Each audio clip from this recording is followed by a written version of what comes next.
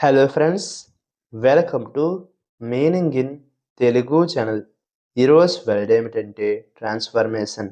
దీన్ని తెలుగులో మార్పు, రూపాంతరం అని అంటాం. ఈ వర్డ్ని ఒక రూపం నుండి మరొక రూపానికి మారడం అని అంటాం. దీనికి సంబంధించిన కొన్ని ఎగ్జాంపుల్ చూద్దాం. వాటితో ఇంకా బాగా అర్థం చేసుకోవచ్చు.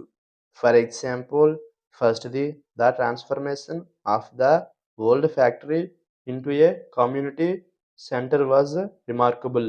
అంటే తెలుగులో పాత ఫ్యాక్టరీని కమ్యూనిటీ సెంటర్‌గా మార్చడం గమనార్హం.